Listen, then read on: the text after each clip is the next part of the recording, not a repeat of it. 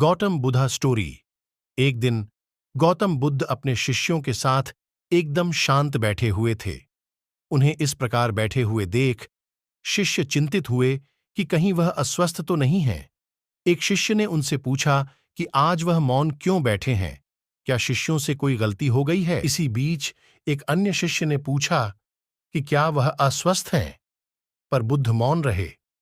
तभी कुछ दूर खड़ा व्यक्ति जोर से चिल्लाया, आज मुझे सभा में बैठने की अनुमति क्यों नहीं दी गई है।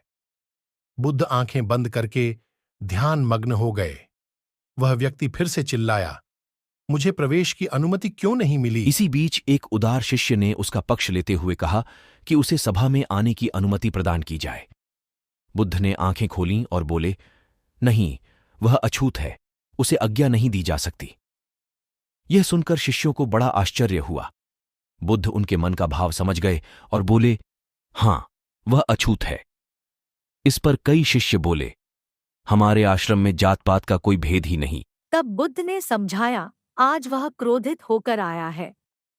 क्रोध से जीवन की एकाग्रता भंग होती है। क्रोधी व्यक्ति प्राय मानसिक हिंसा कर बैठता है, इसलिए जब तक वह क्रोध में रहता है तब तक अछूत होता है। इसलिए उसे कुछ समय एकांत में खड़े रहना चाहिए। क्रोधित शिष्य भी बुद्ध की बातें सुन रहा था। पश्चाताप की अग्नि में तपकर वो समझ चुका था कि अहिंसा ही मनुष्य का महान कर्तव्य व परम धर्म है। वो बुद्ध के चरणों में गिर पड़ा और कभी क्रोध न करने का प्रण लिया।